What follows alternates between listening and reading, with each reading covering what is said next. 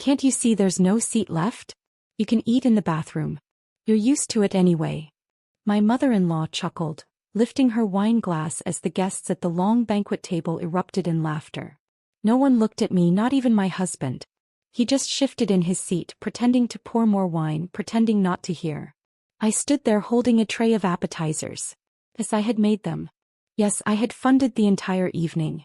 And yet here I was, treated like some uninvited maid while they toasted her birthday in my restaurant, under chandeliers I had paid for.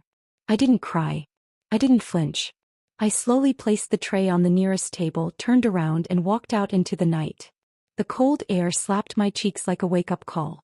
I pulled out my phone, logged into the secure trading app, and initiated a full liquidation of my holdings, every dollar of the $150 million I had built through the company I co-founded. The same company my husband's family had mocked until it became profitable. The same company they were now benefiting from. Then I made one more call. The banquet hall manager picked up on the first ring. "I'm the one paying for that event," I said quietly. "Cancel everything immediately." Pause. Then, "Yes, ma'am." Inside, the music still played, but soon the silence would come, and none of them were ready for what I had already begun. I didn't stay to watch the panic. I didn't need to. By the time I reached home, my phone had already begun vibrating non-stop. Calls from my husband, from his mother, from the hotel, from people who had laughed while I stood humiliated with a tray of appetizers like a servant in my own success story. I placed the phone on silent, set it face down, and walked into the master suite. Everything in that apartment had been bought with my earnings, yet they acted like I was merely allowed to live there, as if I were the burden. That illusion ended tonight. I changed out of the black dress, the one she mocked for being too modest, and slipped into a cream silk robe.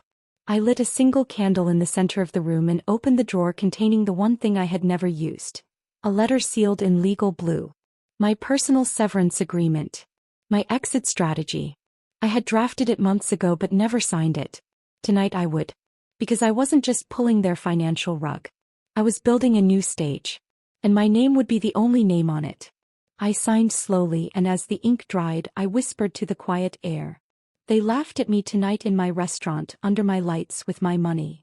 I looked at my reflection in the mirror, eyes calm but colder now. Let's see if they're still laughing by morning. The next morning I woke to silence. Not the peaceful kind, the tense, unnatural quiet that comes before a storm. When I finally checked my phone, the messages had turned frantic. Missed calls. Voicemails.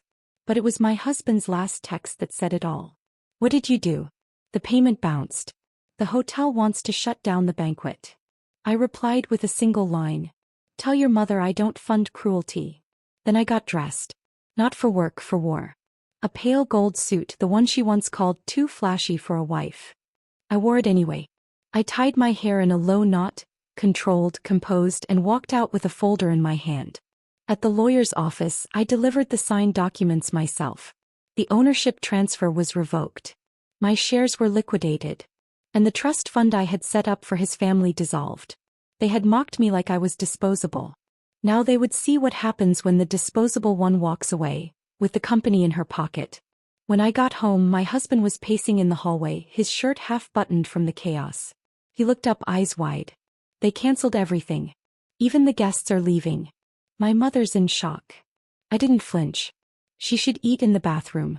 She's used to it, remember?" He stepped forward. "This is going too far."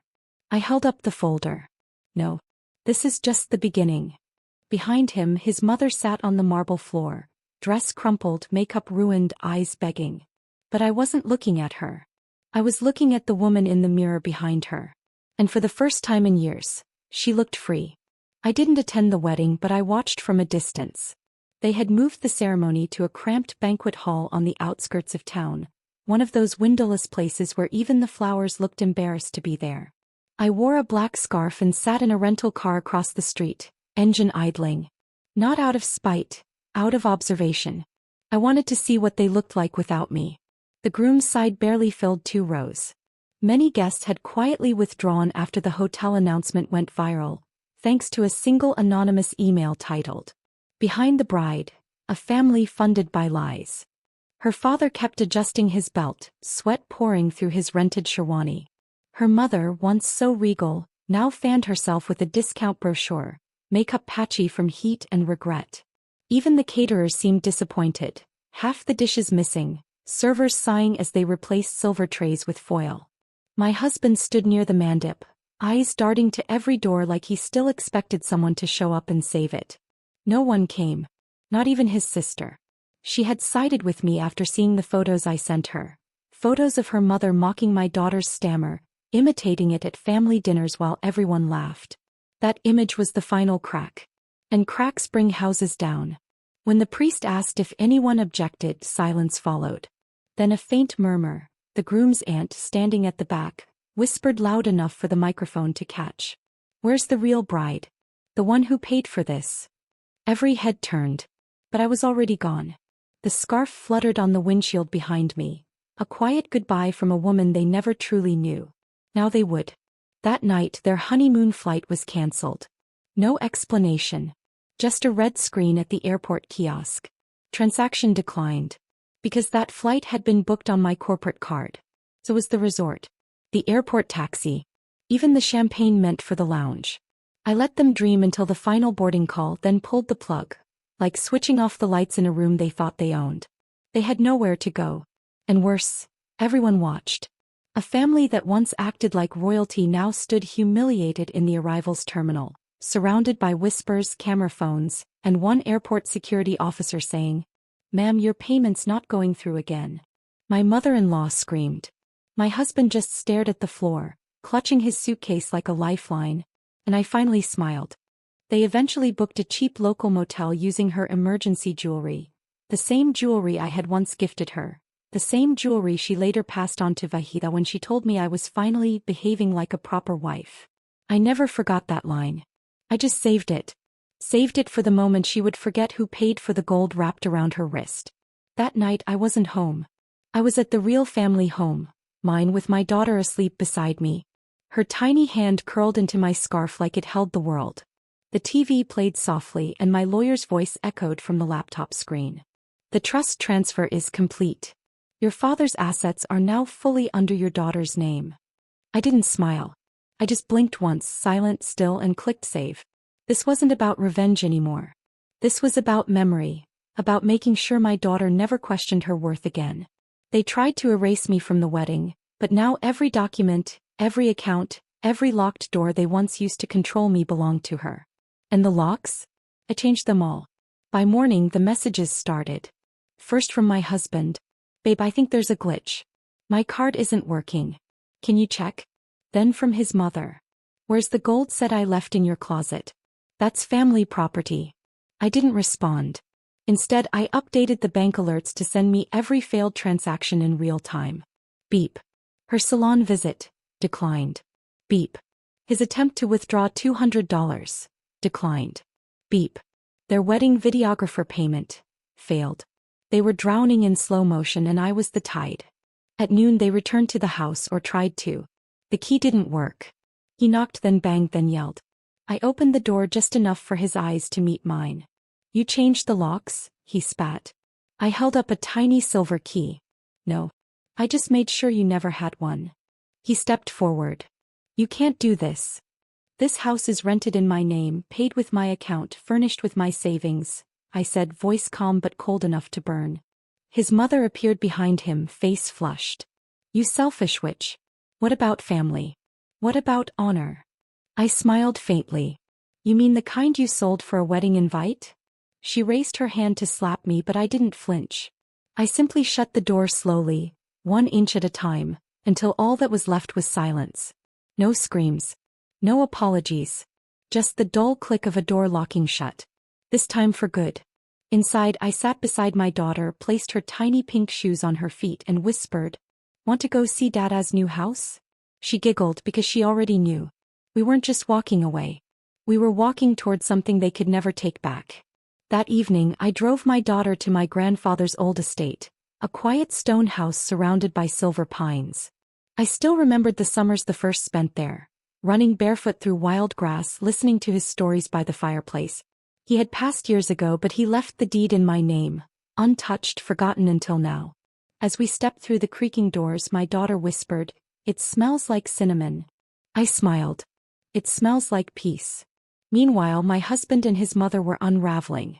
They called, texted, emailed, threatened. Then came the apologies. I was stressed. I didn't mean any of it. You're overreacting. You're hurting your own child. Come back. Let's talk.